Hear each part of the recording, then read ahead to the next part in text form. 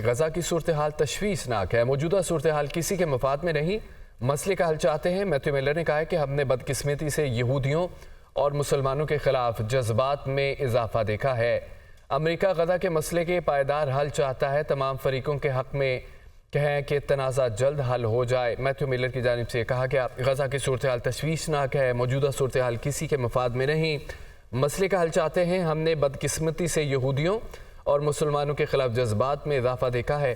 امریکہ غزہ کے مسئلے کا پائیدار حل چاہتا ہے، تمام فریقوں کے حق میں ہے کہ تنازع جلد حل ہو جائے۔ ہم نے بدقسمتی سے یہودیوں اور مسلمانوں کے خلاف جذبات میں اضافہ دیکھا ہے۔ میتھیو ملر کی جانب سے کہا گیا غزہ کی صورتحال تشویشناک ہے، موجودہ صورتحال کسی کے مفاد میں نہیں ہے، مسئلے کا حل چاہتے ہیں۔ امریکہ غزہ کے مسئلے کا پائیدار حل چاہتا ہے، تمام فریقوں کے حق میں ہے کہ تنازع جلد حل ہو جائے۔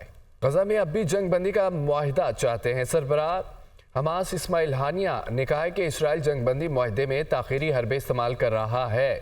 میرے بیٹے حماس کے فائٹر نہیں تھے، فلسطینیوں کا مفاد سب سے مقدم ہے۔ سربراہ اسماعیل ہانیہ کی جانب سے کہا گیا غزہ میں اب بھی جنگ بندی کا معاہدہ چاہتے ہیں۔ سربراہ حماس اسماعیل ہانیہ نے کہا ہے کہ اسرائیل جنگ بندی معاہدے میں تاخیری حربے استعمال کر رہا ہے۔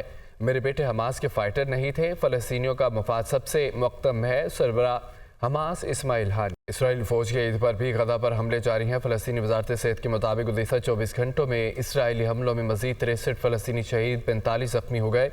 اسرائیلی طیاروں نے عید کے دوسرے روز بھی غزہ کے مختلف علاقوں میں بمباری کی، جس کے نتیجے میں 6 افراد شہید ہو گئے۔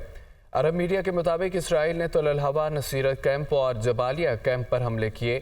غزہ میں 7 اکتوبر سے شروع ہونے والے اسرائیلی حملوں میں اب تک 33,545 فلسطینی شہید اور 76,000 سے زائد زخمی ہو چکے ہیں۔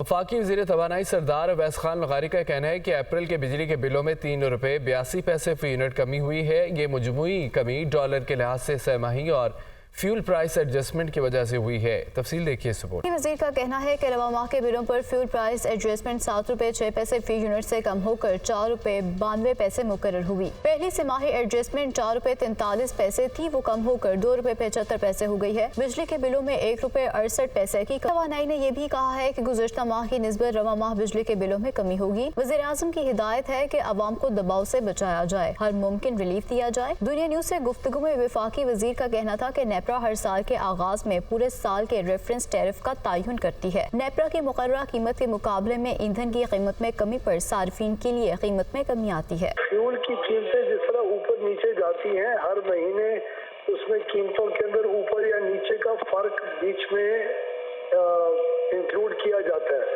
اور تیسرا، ہر سہ ماہی کے لیے انٹرسٹ ریٹس کے اوپر اور جو آپ کے فورن کرنسی کے ریٹس ہیں اس کی بیسس کے اوپر بھی ایڈجسٹمنٹس آتی ہیں۔ تو اگلے 3 مہینے کے لیے کیو ٹی اے جو کوارٹرلی ٹیرف ایڈجسٹمنٹ ہے اس کے اندر کمی ہوئی ہے، اور اس مہینے اپریل کے مہینے میں جتنی بھی بجلی استعمال کی جائے گی اس میں 1 روپے کچھ پیسے کا 2 روپے کچھ پیسے کا بھی فرق پڑا ہے۔ وزیر توانائی نے کہا ہے کہ نیپرا ہر ماہ کے لیے فیول پرائس ایڈجسٹمنٹ کا تعین کرتی ہے۔ نیپرا ٹیرف سے قیمت زیادہ ہونے پر ایندھن کی اصل قیمت اور ایندھن کی مقررہ قیمت کے درمیان فرق کی رقم وصول کی جاتی ہے۔ اس فرق کو وصول نہ کرنے سے ملکی خسارے میں اضافہ ہوتا ہے۔